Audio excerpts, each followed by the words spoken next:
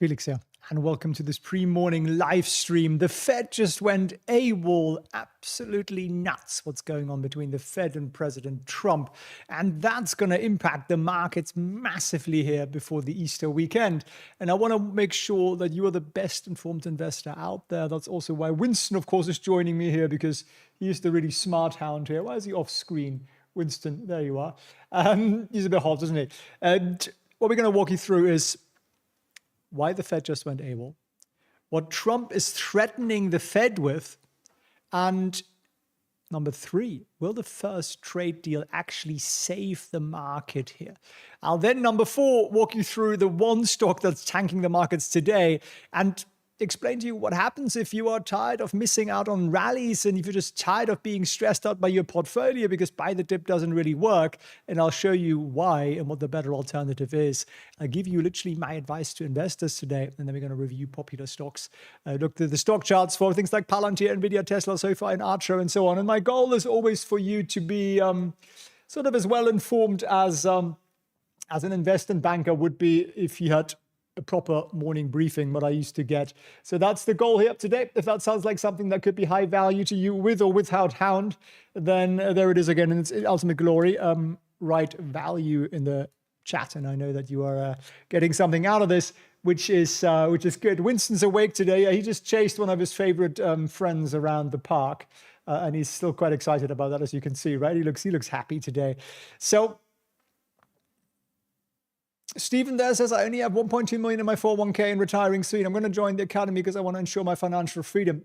Welcome, Stephen. And I'm very glad you're making steps in that direction. And I always say, it doesn't mean you guys have to join us or learn from me, but just the fact that you're learning is what makes me motivated to keep doing what we're doing here. So let me show you what the Fed just said, and might have to get rid of Winston here for a moment. So Jerome Powell spoke yesterday in Chicago. Thanks for all the V's and all the values there. And he said, look, a bunch of things which kind of shocked markets. He said the economic impact of tariffs is larger than expected. And he says inflation caused by tariffs are going to stick around for longer. Not what we want to hear, because a few weeks ago he was saying, oh, it's transitory, it's temporary. And then he was asked, is there a Fed put for the market? Now, what's a Fed put? A Fed put is a sort of insurance, as in the Fed will step in when things go really, really south. And he says, I'm going to say no. And that kind of was just really not what we wanted to hear, because we've been all led to believe that if things go really south, the Fed will step in, because they always have in recent years. But there seems to be such a strong rift between Papa Powell and El Presidente that things are looking very, very dicey. So he's also said the Fed is not going to be influenced by any political pressure. What kind of political pressure are we talking about here? Well, Trump fired back shortly afterwards. He said the ECB is expected to cut, that's the European Central Bank, expected to cut rates for the 7th time, and they have just done that. And yet, too late, Jerome Powell. He's always too late and wrong. Issue report, that was a complete mess. Too late, should have lowered interest rates like the ECB long ago, should certainly lower them now. Powell's termination cannot come fast enough. So he's basically saying he wants to fire Jerome Powell. Whether or not he'll do that is a whole different story. But Powell's term does expire in early 2026. He's certainly going to get replaced then.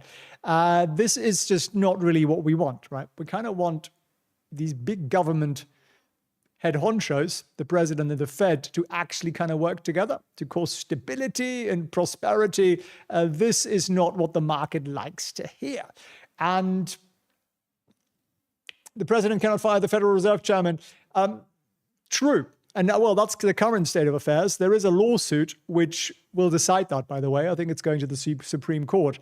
So maybe he can, maybe he can't, because the president can fire the heads of pretty much every government agency, because that's the executive and he's the head of that. But the Fed does have some special independent powers, allegedly. We'll find out short enough. So Japan came to Washington yesterday and was meant to save the party, didn't they? Winston, they could save the party? He thought they did.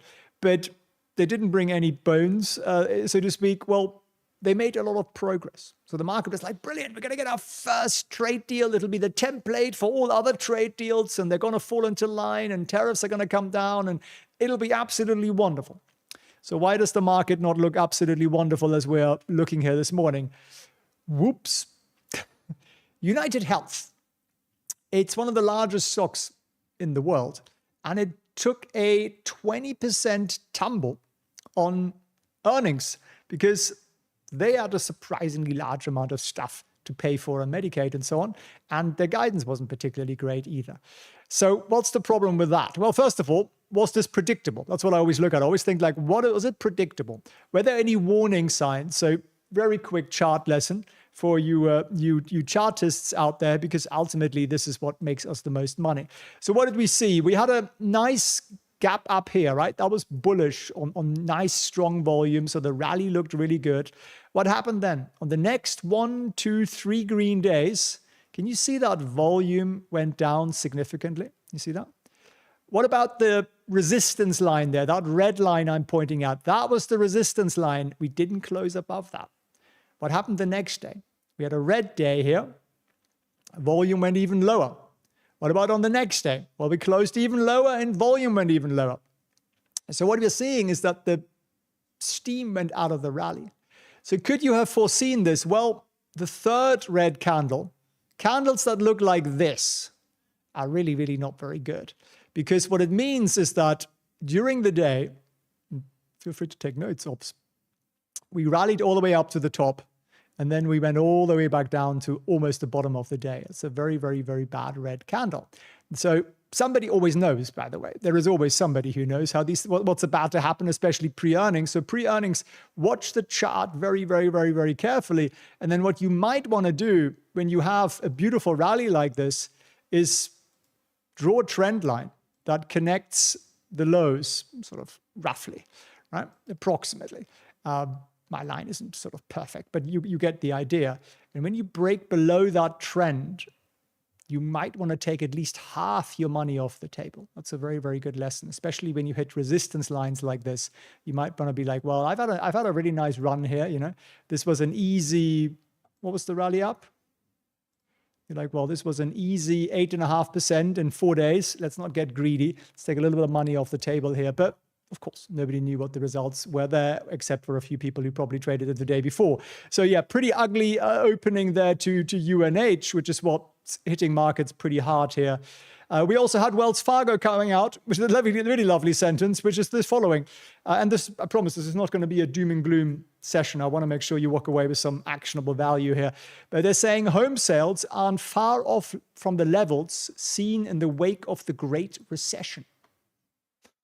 Okay, talk about cheering up the market, right? So the housing market's obviously in trouble. And then we have UnitedHealth here, which is taking down the whole kind of health services sector with it, at least most of it, which is definitely not good. Woof, woof, Winston, yeah, he's here. There he is. He's now looking a little bit less lively. Eli Lilly, oh yes. That's a fat story, isn't it? Okay.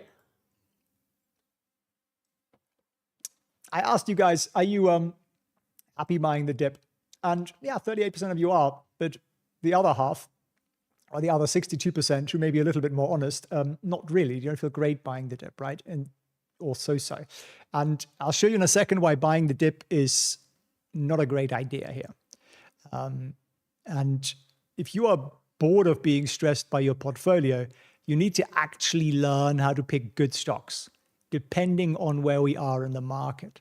The market is a set of patterns. It basically goes sideways, it goes up, it goes sideways, it goes down, it goes sideways, it goes up, and it sort of does that in, generally speaking, an upward trend. But these downwards and sideways motions can be very, very long, and we therefore want to take them into account. And literally everybody on Wall Street agrees that there are a couple of things you can do, about 3 of them. And what I will do for you is this Easter Saturday, I will teach them to you. if you come and join us live for a webinar where I will teach you how to pick great long-term stocks, and I'll also explain to you how these patterns work so you know what to do right now, right? Like, I'm not buying tech stocks right now, right? I'm buying stuff that most people would think is really boring because that's actually what's making us money right now. And then there'll be a certain point when we buy tech stocks again. And if you don't know that, you're basically like swimming against the tide. It's just a really, really hard way to make money when there is a much, much easier way to potentially make money. And that's what I want to teach you guys so that you can bounce back from the crash like a rock star. Retire sooner, retire better. Who was it at the top of the chat here who said you're about to retire? Let me scroll up. Stephen, my friend. That's exactly what we're teaching or about to teach you guys. So come and join us. It's completely free. I love doing these, and I keep doing these as long as many of you show up. So this Easter Saturday will be an opportunity to actually learn how to be a winner in literally this market, this market right now, exactly what's going on right now. Let me explain to you why. If you're still convinced by the whole dip buying thing, which is fair enough because you've been indoctrinated with buy the dip for many years. And why has it worked for many years? The market's gone up in a pretty much straight line since COVID. Why? The Fed printed $4 trillion. That money found its way into the stock market. It wasn't that we were a genius making money in this market. Anybody could have made money in that market. But the tough times is where we separate the skilled investor from the lucky investor, right? It's good to be lucky, by the way. I'm more in favor of luck. But if we want to keep those gains, we need the skills to make sure we keep them. So if you look at a bit of a funky chart here, you know, bankers make these charts as complicated as possible to make it look like they're smarter than they actually are. So this is basically showing you the big drawdowns in the S&P. And we've had some pretty big ones. You know, like in the 2008, we went down 50%. We went down 40% sometime around 2001 or so. In the 70s, we've gone down 40%. We've had some pretty major ones. COVID up here actually is a pretty minor one, sort of, well, whatever that was. Now, but what I actually want you to focus on is the left side of the screen is how many months until we get a new all-time high. The buy the dip thing, buy the dip only works if you are going to get a new high pretty quickly, right? If it takes, like in the 1970s, if it takes about 80 months to get the new high, you're probably going to stop buying the dip because you get really exhausted. It's a really exhausting way to make money, right? Or what was that here? The .com one, that was about 70, 80 months too. And there was another one here around 2008 that also took about 60 months. 60 months, think about that. It's 5 years, right? So 5 years of dip. Do you think you have the stamina to buy the dip all the time? Right? Probably not. So there is a smarter way of dealing with this to actually make money in the dip and then position ourselves for the things that are going to make money when we come out of it, rather than just buying these falling knives. Like, you know, some people are telling you, buy NVIDIA now, buy AMD now. Please don't, because they're falling, right? And one of my mentors, amazingly smart guy, he ran brokerage teams in some of the most biggest investment banks in the world. He taught those guys how to trade. He was a floor trader in a big stock exchange and super smart brain. And he wrote something to me the other day and said, like, I do one very simple thing. I buy things that go up. And it sounds so silly, right? But that's literally what the rule is. Like, the guys on Wall Street, they're not buying falling things. They're buying things that are going up. They're going with the wave. They're not going against the wave. And retail at the moment seems to be going against the wave. And it's a really sure way of making sure you get exhausted and stressed and everything else. So don't do that, my friends. Come and join me on Saturday instead, and I'll teach you how to swim with the tide, not against it. So that's honestly my advice to investors. It's like just big tech right now, all tech right now is insanely risky. I'm not buying it.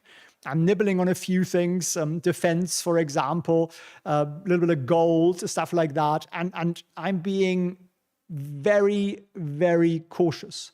I'm doing way smaller investments than usual.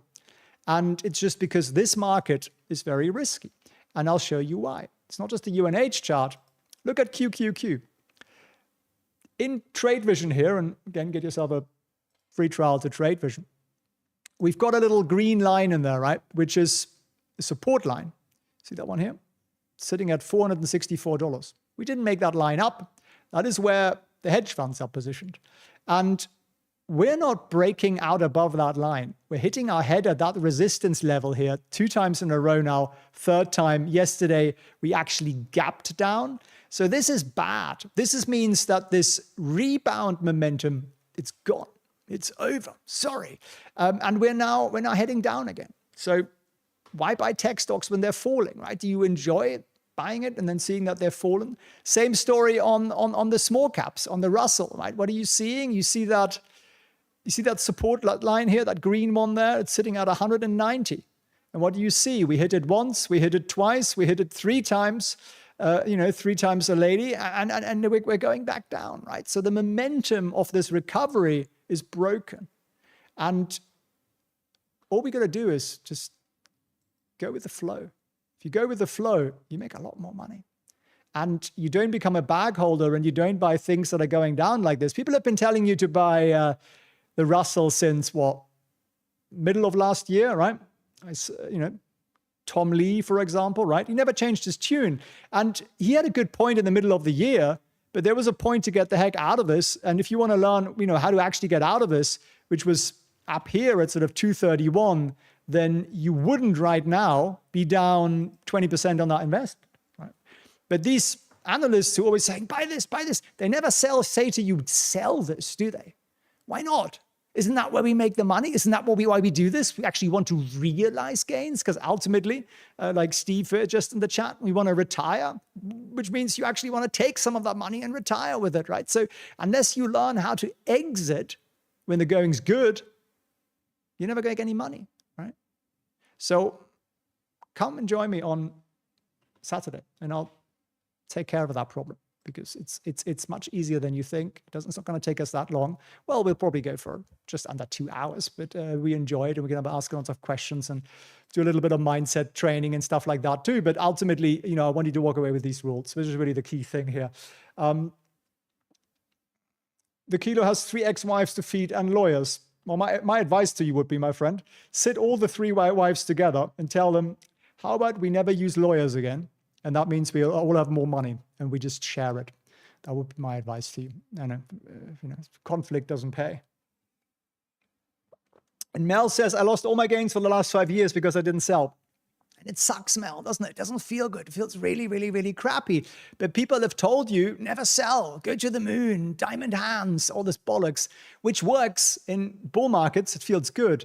But until you learn when to sell, even stocks that I really like, right? Palantir, this isn't a buy yet. And there was a sell up here at $120, right? You tell people tell them to sell up there, and everyone's like wants to lynch you because you're somehow against the the brotherhood or something. Like, this is not a freaking brotherhood. We're just buying this stock to make us money so we can retire, we can have financial freedom, we can look after our family, and we can enjoy life. That's all it is. Whatever the stock ticker happens to be, couldn't care less. Now, I agree, Palantir makes some really cool stuff, but don't really care ultimately. All I really care about ultimately is like, what's the balance, right? What's the balance? So don't get carried away with this whole belief system or love about specific stocks. And now looking at Palantir as we have it open here, let's have a quick look at where we are at. So one of the stocks at the moment that's actually looking pretty good here. And some of you guys have sold, which is good, right? And some of you, okay, you bought NVIDIA at 112, lesson learned. And we do need to learn lessons. And that's what separates the great from the people who unfortunately always fail. Because if you want to have a great life, you make a mistake, right? The mistake teaches you, and now you go out and you find a way to learn from the mistake and not make it again. Whereas most people, they do the same thing again and again and again and again, and they expect a different outcome, right? Which is sort of the definition of insanity. So I know you guys in this room here are not insane, well, except for the about 3,000 of you who haven't hit the like button. Clearly you are. But yeah, use the pain to learn. That's what I always say. So Palantir here is still, and this is a good thing, one of the stronger profiles right now. I'm not buying it though at the moment. You see that yellow line here that I'm drawing over? That one there, that is the 50-day moving average line. And you can turn that on, by the way, if you click on the little MA button down there. That's the 50-day, and we're above that. That's still pretty good. But notice the last time we were above it, what did we do? We went up, right? We hit our head, we came down. What did we do this time? We went up, we hit our head at exactly the same spot, and we're coming down. And what did we do after we came down? Well, we went down pretty hard. We went down to like $60 odd. So the danger is that that is going to happen again. At this point, it is more likely that we go down than up. So be careful up there, because that resistance is a pretty strong one. Now, they're announcing contracts right, left, and center and so on, so maybe something will happen, but the likelihood at the moment is downside. So we're waiting to break through that resistance line, and when we do, I might buy some of it. That's it. Very simple. It's rules-based, no emotions, nothing else, nothing that confuses us here.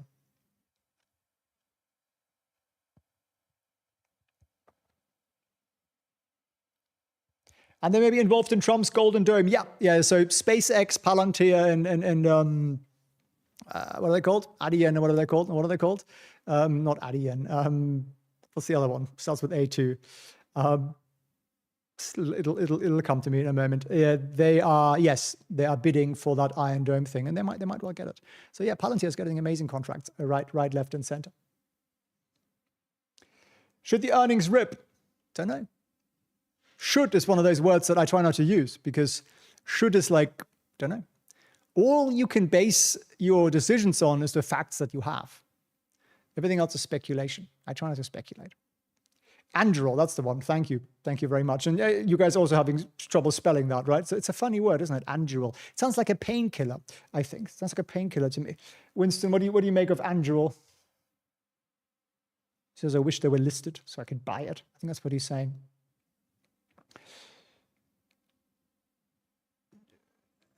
Dr. Denise says, waking up at 5:55 a.m. to your common sense is a win. I appreciate that. Thanks for the like there, Doc. So what platform are you using for your trading? I personally use mostly Think or Swim, which is Schwab. They gobbled it up. Is gold not due for a retrace? It's looking extended, yes. So I'm not buying gold at the moment because it's extended. We're just too far away from the 50-day moving average line. We're just too far from it.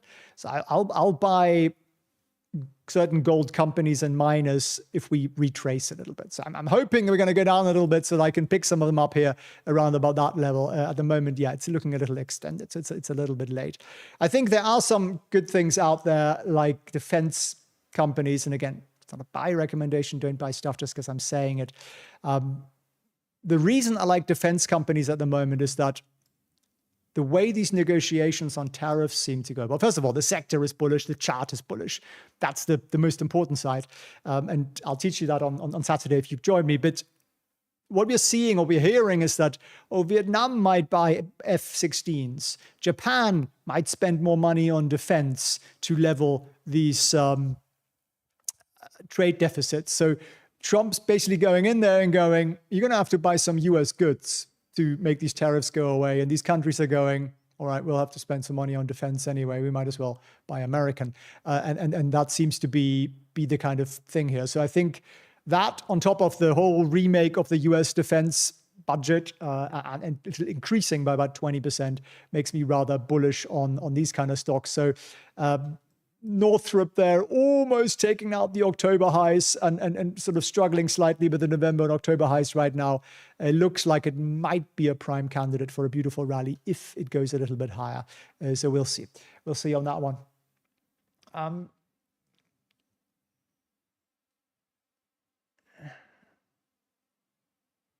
Make ships great again. Yeah, that's going to take a little bit of time, I think. Artak says, going against the whales and liquid stocks is a bad idea. Following the trend is the best. It's always the best. We're too small to make the market, so we have to go with the trend. It's very simple. And you know what the big boys do? They generally speaking go with the trend. Everybody goes with the trend. Everyone looks at the same trend. Everyone looks at the same rules because they've all been taught the same pattern, the same framework. It's just retail investors don't get taught it. So therefore, we're like in the dark, and those guys are creaming all the cream, if you know what I mean. Is there an ETF for defense? I'm sure there is, my friend. Just Google it, honestly. Defense You guys spell it? I can't find one. I'm sure there is. Just type it into Google. The biggest defense ETF with lowest fees. I'm sure you'll find something. Buy and hold for 20 years. If you buy the index, yeah. So if you buy SPY and you hold it for 20 years, you're virtually guaranteed to make money. But if you buy individual stocks, unfortunately, that does not apply. Does not apply. Can you suggest a UK ISA broker that's not too expensive? Just John. I wish I could, my friend. What I would do is I would ask Grok, which is the AI or any AI that you have access to, and it'll give you probably the answer. But no, I don't know. I don't know that. I'm sure some of the Brits in the chat here might be able to help you out. See, Carl is the first one there, Trading 212, for example. A lot of my UK students use interactive brokers. Some of them use Tasty. I don't know who's got the lowest fees, but they should all be pretty similar. You just don't want to go to one of the like niche ones because they're going to charge you a lot more. Do you like Intel long term? Probably not. No, because look at this disaster, right? That disaster. It's been destroying money since 2021. So no, very simple. And if it reawakens and it starts going up, I'll like it again. But I don't just like a company because there's no sense in it. Obviously, management sucks. Otherwise, they wouldn't have taken a stock from, $70 down to 18, right? So terrible money destruction. Charles Schwab is fair. Yeah, I think that's a decent platform. That's what I use. Is GME a buy? I love you degenerate gamblers in here. Look, it's broken out of the trend. I honestly have this on my watch list. I kid you not. There is a bit of a gambler in here too. Not a gambler. I still use the same rules. We can make money out of these things. But what am I missing? What are we missing? Any of you guys who've watched the masterclass from me in the past, you know what we're missing, don't you? You can see it. Go on. 1, 2, 3. What are we missing? Volume. So stocks going up, but the volume is going down. That means this rally is likely to fail. We had bigger volume down here. The likelihood of it succeeding would be much, much greater. And George and Tony and Charles and Oliver and Kevin and all you guys there with the volumes, congratulations. You guys are learning, which is brilliant. I appreciate you for that. What else have we got here?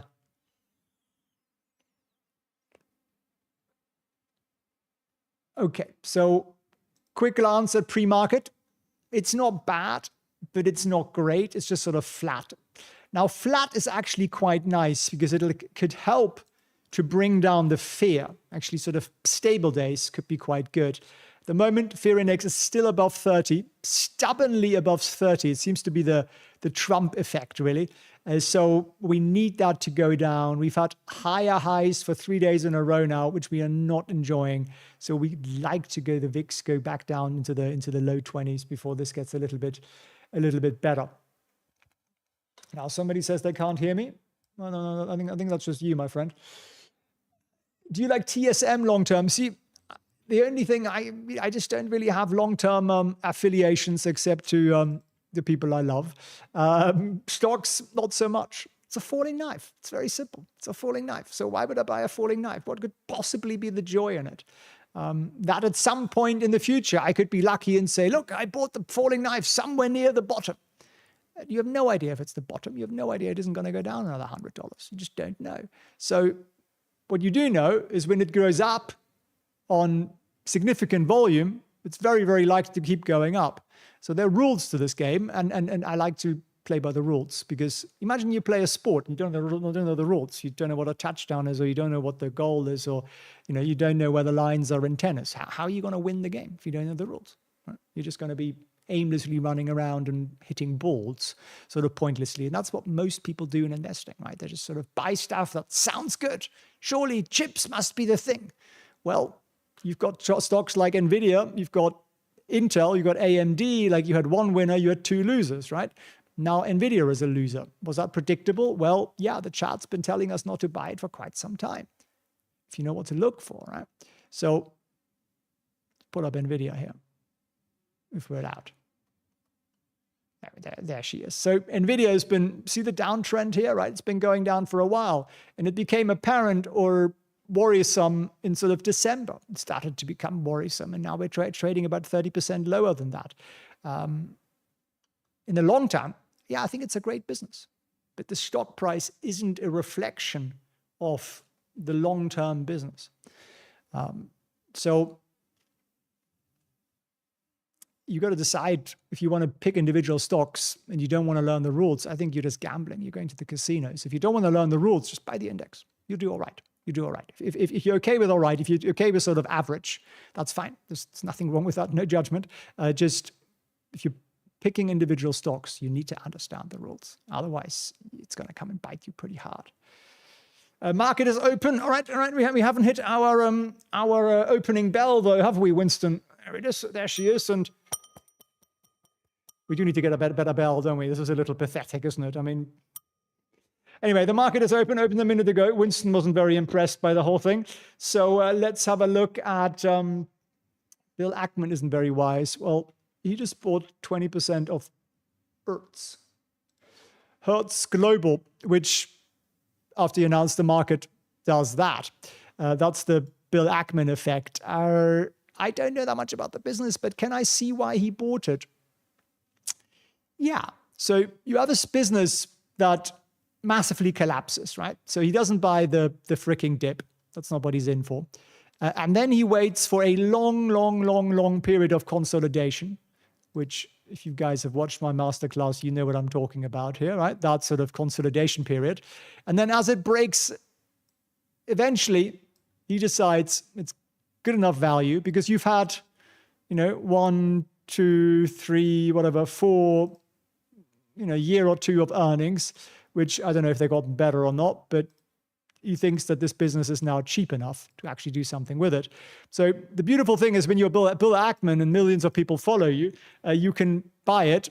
After you buy it, you announce it, and then you've immediately made money because the stock explodes as you announce it and everybody's chasing their tail. So he presumably bought sort of in this kind of a range. So he's already up 68%.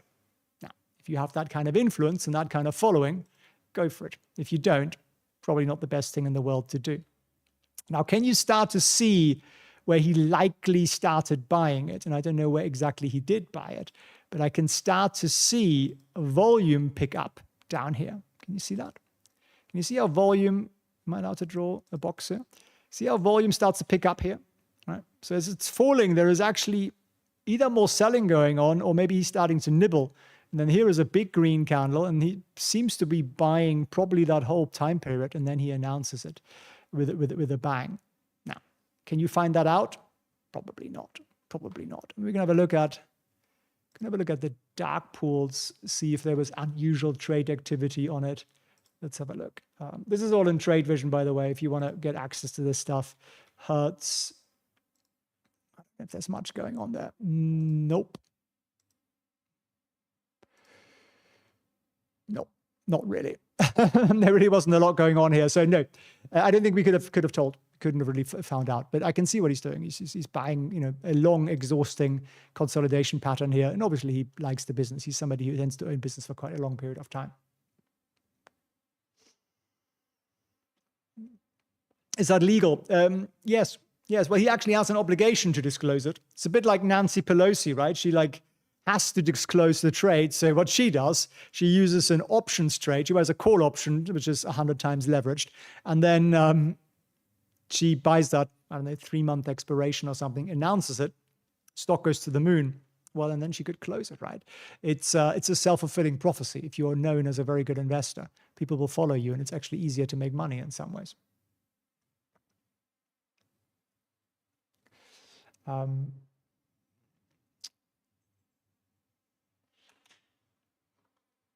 Alrighty, what else have we got here?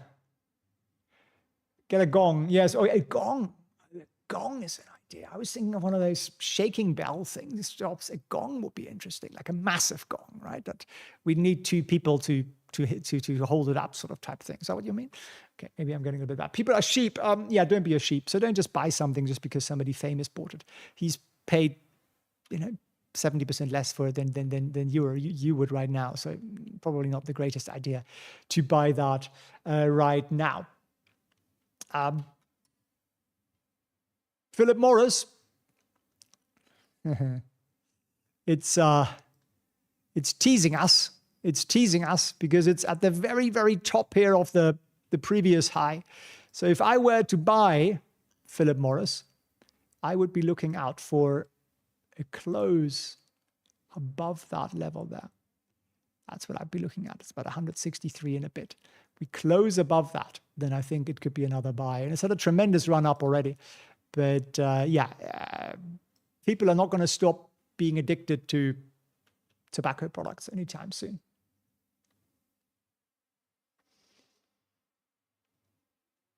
Archer's flying on some news around, what did somebody say? New York deal or something. Let me see what's going on here. We got some news on this. Real progress, certification, blah, blah, blah. Unveils vision for New York air taxi network, including routes between Manhattan and nearby airports in partnership with United Airlines. Aims to transform how New York move around the regions, 5 to 15 minutes using midnight, or dramatically reducing travel times. Basically, it's a helicopter, right? That's sort of the idea. So it's soaring on that news, and well, soaring, yes, but it's still in that downward pattern, right? You see that 1 high, 2 highs, 3 highs, 4 highs. Present is still below those highs, so I'd still be very cautious. Again, I would not be buying at these levels here because the likelihood that we're going to go lower is greater than the likelihood that we're going to go higher in the short term.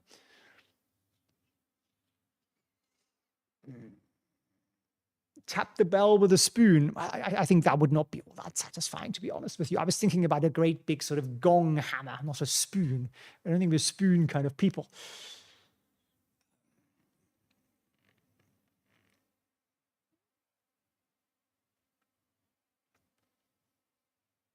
Are we going to see flying lanes for these vehicles? Yeah, I think we're going to see lanes in the sky. Yes, I think so.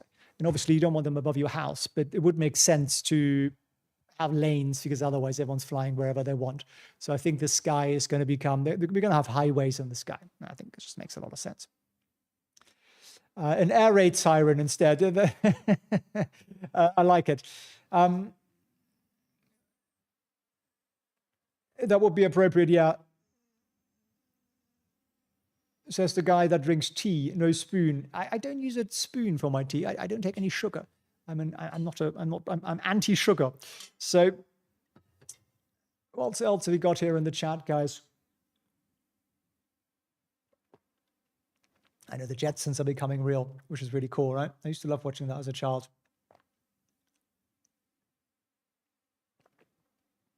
If you got any other questions, guys, pop them in the chat. That's what we do this live for. To do a very, very quick recap, I'll give you a very, very quick recap just by zooming out a little bit here. And essentially, what I ran you through is the Fed is going pretty aggressively anti-Trump. He's basically saying, I'm not going to bail out the stock market. Screw you. Trump wants to fire him, which he's probably not going to be allowed to do or probably won't do. We have a potential trade deal with Japan coming up that sort of saved the market till UnitedHealth collapsed today.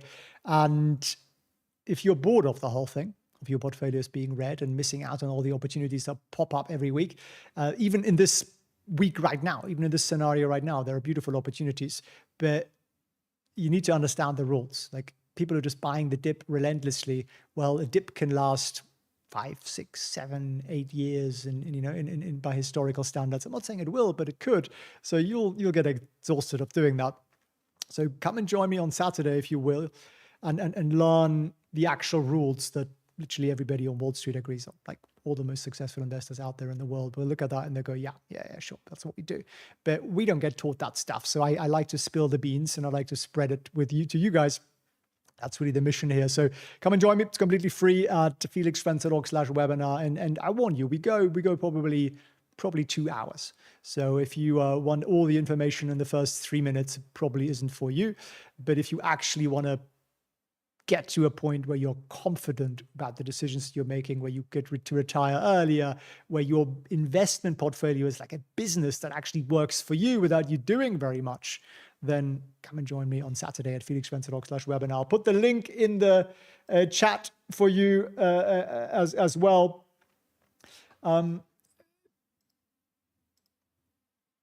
So yeah, just click on that. And let me see if there are any other questions here. The 7-year dip, yes, I'm not saying it's going to happen, but it could. And we have to just understand that. NVIDIA just fell pretty hard. Yeah, and not surprising. So there's obviously the whole chip export restriction to China that the US has put on there. Jens Huang made a surprise visit to Beijing, apparently. I'm not sure that's going to be good for the stock price. And I think the US is going to put a lot more pressure there on NVIDIA and others to not supply the latest tech in that general direction. So what else we got here? Celcius. So the other thing people always think about with a stock is, oh, it must go if I buy it. It must rally the next day. I haven't bought this yet. It hasn't exceeded our entry level yet. So I don't own it. I haven't bought it. If it does come down, people are going to run and go, but you told me just to buy it. I didn't know such thing. I never tell you to buy anything. And I even told you that I'm not buying it until it closes above this level here. So not doing anything. And that's okay. Stocks often do nothing for extended periods of time, which is why we try not to be in them when they do nothing for long periods of time. HIMS, oh, how's that doing with the whole healthcare market imploding? Not so well, 4.5% down, consolidating below the 150-day moving average line there. So not a pretty picture. And once again, it's a textbook example for why you want to take profits, right? So you could have drawn a bunch of, if you got in somewhere down here, you could have drawn your first trend line like that, right? And then you bounced off and you were brilliant, amazing, it's going up more and more and more. And then you draw your second trend line that sort of connects this sort of in that general direction. And then what happened to my line? My line got eaten unfairly by the line police. And then you drop below that with a gap. And that was your warning sign. That was the get the F out of this. And you could have gotten out at sort of $50 odd. And now you are down another 50% simply because you didn't, or you weren't taught the rules. It's not your fault, quite frankly. It's not your fault. But then, yeah, there have been a lot of warning signs since. This was another one here. We dropped below the 50. That was another warning sign there. Then we bounce off it again to the downside. That was another warning sign there. You're still at like 39 or something like that. And then here you break through the 150. That was another horrible warning sign. And now we're actually bouncing off to the downside, the 150-day moving average line, which is just saying, run, my friends, run like the wind, like Forrest Gump. So I get the feeling the chat broke. The fat chat broke. Break. Oh, it's just people just putting the same stock in there.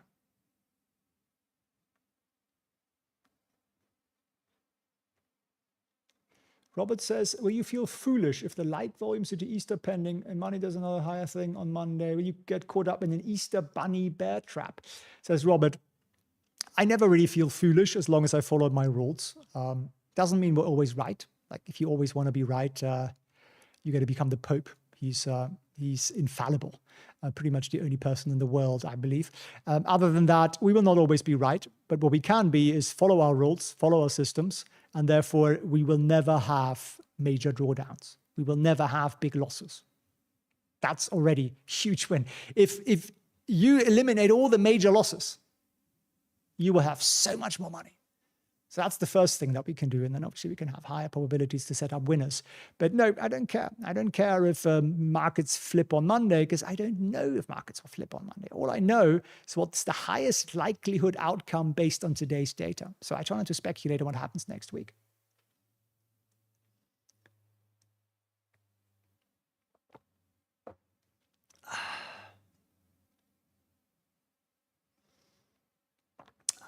Timo wants me to look at the Northrop chart. Northrop Grumman, what was the sell there? Which way are you going back? So say this was a beautiful rally up, right? I don't know if this is the one you're referring to, but let me get a pen. So this was your your entry. That was your breakout. That was your buy signal here, right? Everything is starting to go up, moving average lines, massive gap up. The next day was still a good time to buy. And then we went up massively. I would have drawn a trend line at that point here, somewhere here, connected some of these lows. Could have gone down there, maybe taken a little bit of money off the table here, just a little bit, as you dropped it a little bit lower. And then you recovered, maybe you were still in it. You draw a second trend line here. And then as you dropped below that, maybe you would have gotten another half of out of it. Now you still got a quarter in the trade. You drop below the 50-day moving average line there. That's probably where we would have sold. And then you get a fake out here. And then you really collapse on the second move down. And so, yeah, I think there were plenty of opportunities to exit. That would have been your fourth exit. And then, yeah, you just got to watch out for them. You just got to watch out for them. But we don't watch out for them. We set up an automation instead. And that's really the smart thing to do. So even if you just set some stops here as you went here near the top at the recent low, well, you would have exited with, a really, really, really nice juicy profit. So we just move these stops up every time we have these dips. And that way we, our losses are pretty minimal. And then inevitably the stop gets triggered and then we don't go, oh no, but what we go is, woohoo, we just made 13%, or, whatever it is on the particular rally. So right now it's coming down a little bit here, which I'm quite liking. I'd like to pull back a little bit more so we can buy a little bit more. But obviously, we want to make sure it stays above its moving average lines and bounces back off. And if it doesn't, we have a stop on that.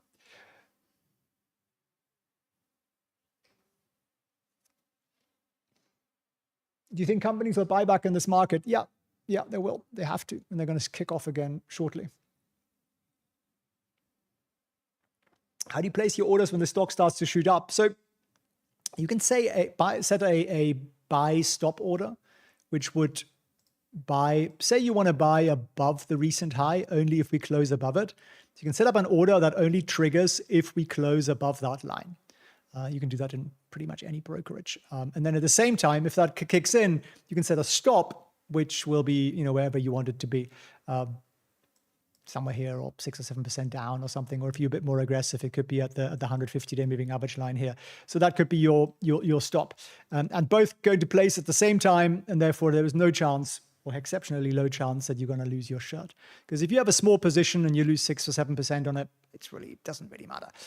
But if you have these big positions that lose 60 or 70%, then you're working another 5 years or 10 years, and that sucks. We can avoid that. So come and learn with us on Saturday. And I say us, I mean Winston and me. See, there he is. He's very, very alert and attentive today, aren't you, Winston?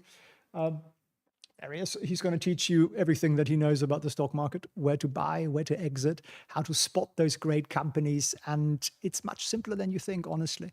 So if you have the actual desire to learn, and you have about 90 minutes, maybe 2 hours on Saturday morning, 11 a.m. Eastern time, come and join me. It's completely free. It's part of our mission to make 1 million people financially free and just spread some joy this Easter and just help you bounce out of this bear market with a big smile and going, that was the greatest freaking dip in my life. I know what to do now. I've got the confidence. I've got the tools. And my money is now a business that works for me, so I don't have to work so hard. That's really what the goal and mission there is, isn't it, Winston? Winston. I think the eye moved. So yeah, there he is. So he's on board. So there we are. How's Tallulah? Tallulah is, all right. One of my kittens. She's not, I think she's sort of, I don't know. I think she's probably planning to depart the earthly world. She's healthy, but she's depressed, unfortunately, since her sister passed away. And it's kind of interesting how strong the feelings are with animals. So yeah, I'm up with her to sort of 2 or 3 a.m. in the morning most of the time now because she doesn't want to go to sleep. But we are on the positive side. It's still lovely. We get to spend time with her. She's healthy. She's just like in that transitioning phase, I think. But we are hopefully getting kittens tonight because the little one seems to be going into labor. So we'll hopefully be having 3 or 4 extra kittens by the morning, which will be very sweet. So there might not be a lot of sleep tonight. But did I say think or swim? I did, yes. I do use that. Appreciate the kind thoughts to Tallulah. We got this amazing animal communicator healer, and honestly, she's an absolute angel, and she does tremendous things with her. And she's kind of gotten out of the real like depression phase into just sort of this, do you know how old people kind of just sort of are not always there? They're just sort of in their own little world. I think that kind of is what happens at the end of life, and we kind of review what we've done and what we want to do, and your spirit sort of moves back and forth a little bit. And I think that's kind of where she is, which is it's very sad, but it's also just, it's the circle of life, isn't it? It's the reality of it. So hopefully the kittens will cheer her up. That's kind of what I'm hoping. It'd be nice for her to get cheered up by the kittens and enjoy another hot summer, because that's really what their cats love. They love the heat. So we're going into that weather. So hopefully she'll be all right a little bit longer. So save me a kitten. We're keeping them. We're keeping the kittens. Are you a short, medium-term, or long-term investor? I'm just an investor. And I don't really make that distinction, because I think it's one that's been taught to us by Wall Street, because they want to keep our money for the long term, right? Because that way they can collect fees for the long term in a predictable way. I want my money to be in stocks that are likely to go up. And when those stocks stop going up, I want to be out of that stock and I want to be in the next stock. So when I buy a stock, I don't say, oh, I want to be in this for 3 weeks. No, I want to be in this until this stops going up. It starts coming down. And that could be 3 weeks. That could be 3 months. That could be 300 months. It really doesn't matter to me. All it matters to me is that the trajectory, the momentum is there. When that drops, the likelihood of significant pain is very great. And doesn't mean I am very active. I do very little. I probably spend half an hour a week setting up new investments. And because I set up the exit when I buy it, and I do adjust that about once a week or so. So if it goes up a lot, our stops keep going higher and higher and higher. But some of those get triggered, right? So I look at it on Sunday, I'm like, oh, there is cash there. Let's do something with that. So that's basically the process. So it's very, very, very passive. It takes very little time, but in my humble opinion, it does a lot better than just owning stuff till death do us part, because even great companies occasionally have stupid CEOs, or trade policies happen that, we didn't foresee. And we can just wait it out and hope it's going to get better, or we can just move our money into something that's actually doing well, which in my humble opinion is the better thing to do. So that's really the strategy. It's not about short, it's not about medium, it's not about long. But you certainly won't find me staring at stock charts during the day and going, is it going to go up, is it going to go down? It's a short term. I would never day trade, because it's just like that's getting a job. And I'm very lucky not to have a job. And I don't want a job. So that's kind of where we're at. Now,